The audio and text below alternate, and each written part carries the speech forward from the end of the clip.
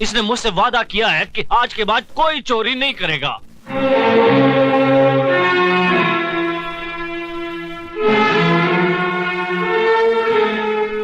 Inspector नहीं बाबा, फिरोज।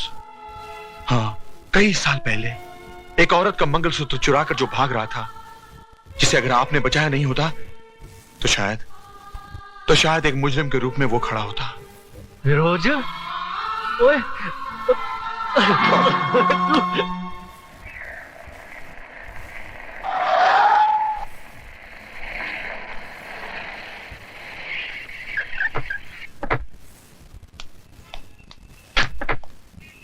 साहब साहब साहब।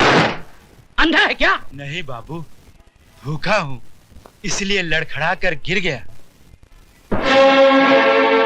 देख, तेरे गिरने से क्या हो गया?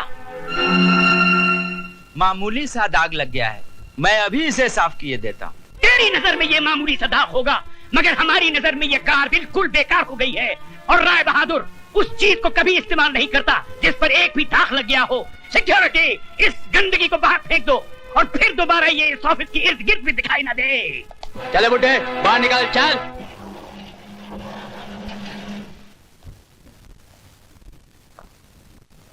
जो मैं कह रहा हूं उसे गौर से सुनो। राय बहादुर दीवान चंद को हारना पसंद नहीं।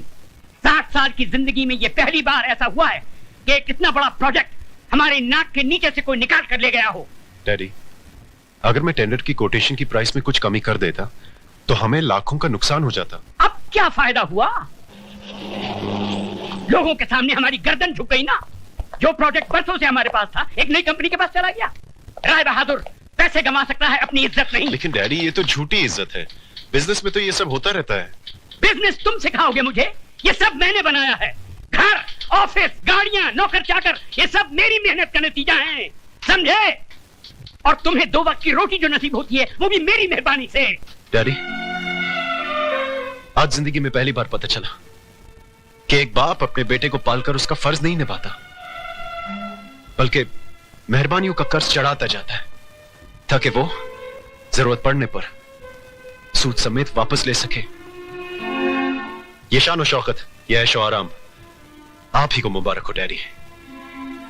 जीने के लिए सिर्फ 2 रोटी की जरूरत होती है, और वो मैं कोई भी काम करके कमा लूंगा। Good bye mister Rai Bahadur.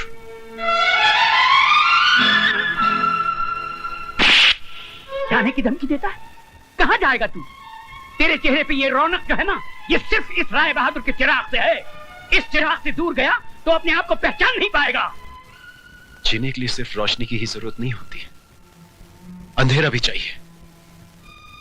मैं अंधेरे के सहारे अपनी जिंदगी गुजार लूंगा।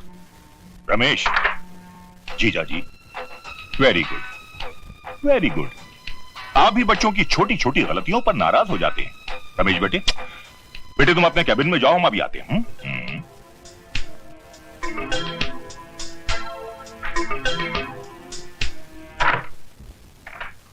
साले साहब, आपको नहीं मालूम कि इस बेवकूफ की वजह से। जीजा जी, जीजा जी, रमेश मां की गोद में पलकर बड़ा हुआ है और आज बाप के कांधों पर।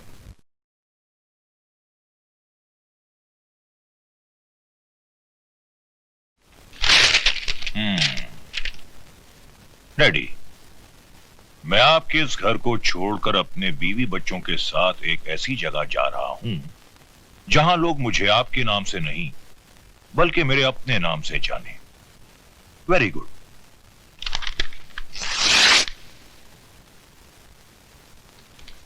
आपने खत क्यों फाड़ दिया?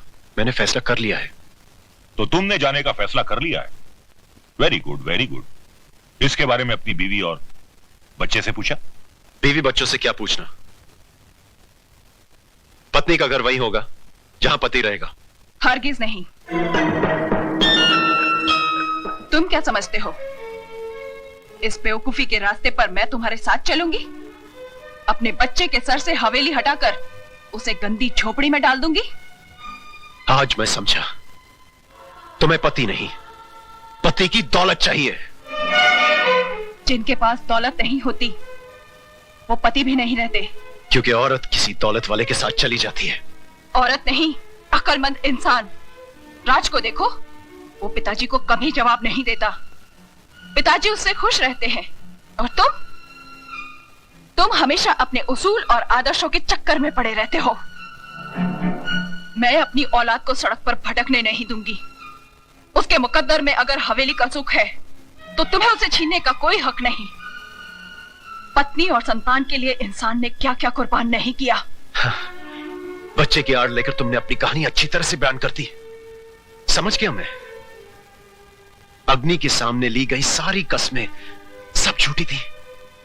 शारदा, मेरे मकसद में तुम मेरी मदद करो या ना करो, तुम्हारे मकसद में मैं तुम्हारा साथ जरूर दूंगा, ताकि सब कुछ पाने के बाद जब तुम्हें पता चलेगा कि दौलत सब कुछ नहीं है, तब तुम्हें एक पति की जरूरत होगी। और उस वक्त शारदा मैं नहीं रहूंगा।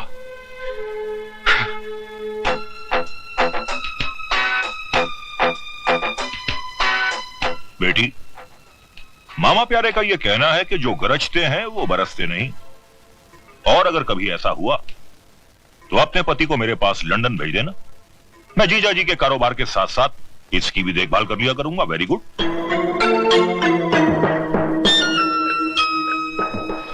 रोक दे भाई, रोक दे, घर आ गया। उतरो सिस्टर डार्लिंग।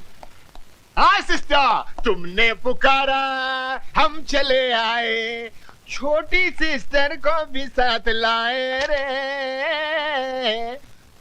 अरे वाह सिस्टर, मैं तो समझा था तुम हाई फीवर में पड़ी ई कर रही होगी, लेकिन तुम तो यहाँ अच्छी खासी बिंदु बनी बैठी हो। है? हाँ दीदी, तुमने बीमारी का झूठा तार क्यों भेजा? अरे गधों, ये तार वार की बात किसी से कहना नहीं। बट व्हाई नॉट सिस्टर, इसमें राज क्या है? बात दरअसल ये है कि तुम्हारे जीजाजी उसूल और आदर्शों के चक्कर में पड़ गए हैं। पिताजी उनसे नाखुश हैं। वो सारा कारोबार राज के हाथों में सौंपना चाहते हैं।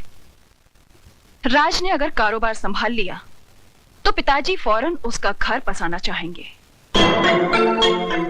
कहीं कोई बड़े बाप की बेटी आ गई तो जो पिछले 10 साल से मैं राज कर रही हूं वो खत्म हो जाएगा।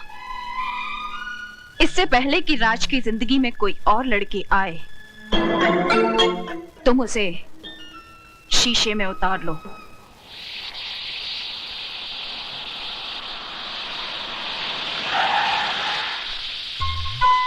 चलो मौसी, पैदल चलते हैं, दादी परेशान हो रहे होंगे। 2 मिनट रुक जा, बस आती होगी।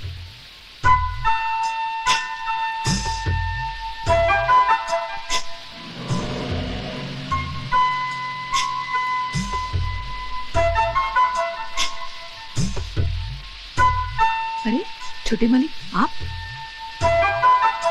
अरे मौसी, आओ गाड़ी में बैठ जाओ।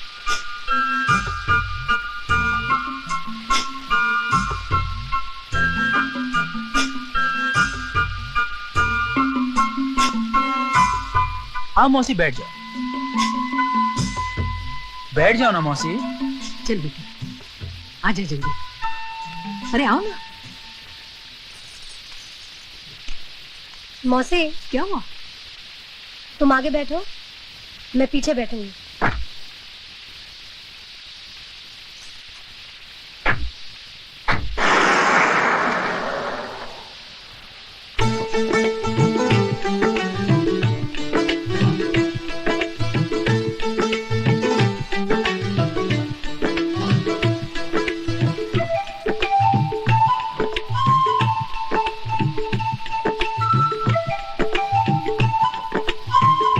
मौसी, कुत्ते की नजर हर वक्त छिचड़ों पर ही क्यों होती है? क्योंकि वो कुत्ता है। अगर आदमी की नजर छिचड़े पर हो तो? वो तो कुत्ते से भी बदतर है। अरे उसे बचा। कहाँ खो गया था तू? कहीं नहीं। अगर आप सामने देखकर गाड़ी चलाएंगे तो एक्सीडेंट नहीं होगा।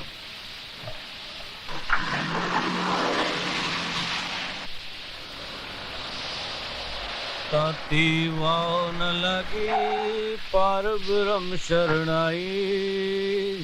अरे कुशल्या बहन, तुम्हारी तो बड़ी तरक्की हो गई है, गाड़ी छोड़ने आई है। गाड़ी नहीं, कुछ छोटे मालिक छोड़ने आए हैं। छोटे मालिक लोफर।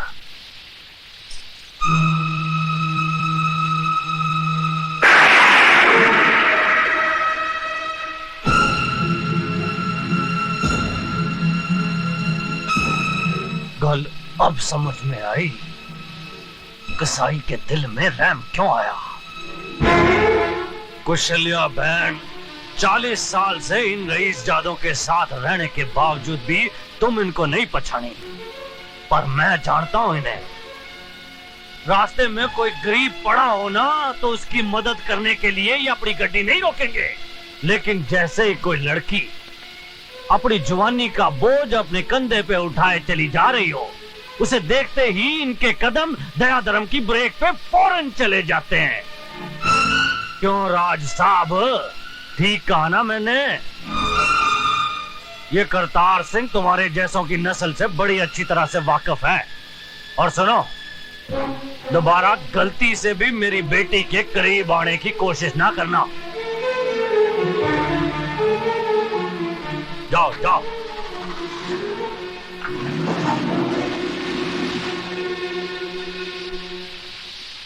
कुशल्या बहन, रब ना करे अगर मेरी बेटी कहीं बीच रास्ते में मर जाए, तुम भले ही उसकी लाश को घसीट के कार ले आना, पर इस रईसजादे की गड्डी में डाल के मत लाना। भाई साहब, गलती हो गई। चल पुत्र चल।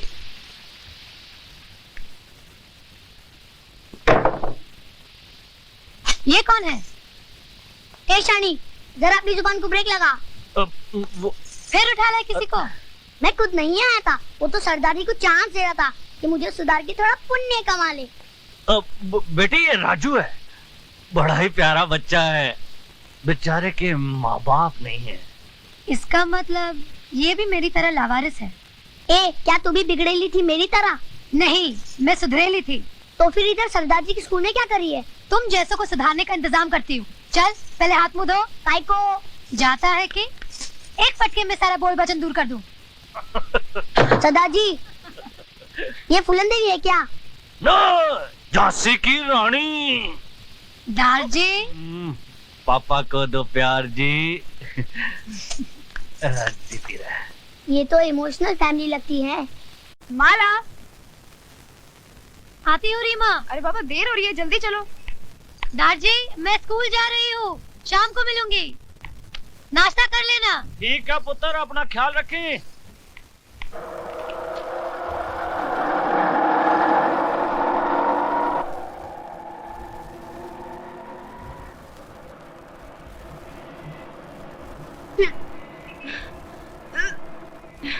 रीमा, क्या हुआ? रिक्शा वाले, रिक्शा रोको।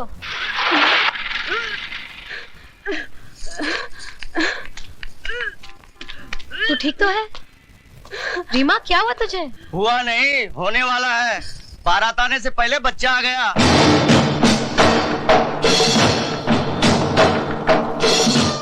तुझे ये कैसे मालूम कि ये शादी से पहले माँ बन गई? अगर शादी हुई होती तो मांग में सिंदूर और गले में मंगलसूत्र नहीं होता। तेरी शादी हुई है? हाँ। क्या सबूत है? माए बोलता है ना। तू क्या राजा हरिश्चंद्र है? तो जाके मेरी बीवी से पूछ ले। तेरी बीवी से पूछने से सिर्फ ये पता चलेगा कि वो शादीशुदा है, तू नहीं। तो गले में मंगलसूत्र और मांग में सिंदूर लगा के घूमो। हाँ, तुम लोग भी औरत की तरह माथे पे ठप्पा लगा कर घूमो कि हम भी शादीशुदा हैं। तू पागल हो गई है क्या? पागल मैं नहीं, तुम मर्द लोग हो जाओगे जब औरत के बजाय मर्द के पेट से बच्चा पैदा होगा। उल्टी औरतों को नहीं, तुम लोगों को आएगी। औरत तुम लोगों की तरह कमजोर नहीं, वो तो छाती ठोक कर कहती है, ये देखो मेरा सिंदूर, मैं सिर्फ एक ही आदमी के लिए बनी हूँ। और तुम लोग, तुम तो साले बुज़दिल ये कहने से भी डरते हो कि एक औरत को अपने घर में बैठा कर आए हो। है हिम्मत तो कल से तुम सब भी मांग में सिंदूर और गले में मंगलसूत्र पहनकर घर से निकलना, तब मैं वाकई तुम्हें मर्द समझूंगी। अरे मैं कहाँ फंसा? भाई साहब, वो तो खाली। अबे भागता किधर है बुज़दिल? ये ले चूड़ियां पहनता जा।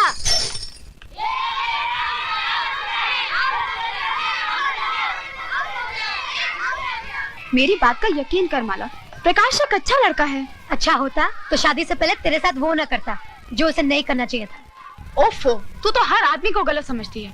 मैंने कहा ना, वो मुझे बहुत प्यार करता है और शादी भी करेगा तो सिर्फ मुझसे, किसी और से नहीं। अगर कुछ हो गया ना तो मेरे पास मत आना, मरना उसी प्रकाश के पास। अरे सुन तो,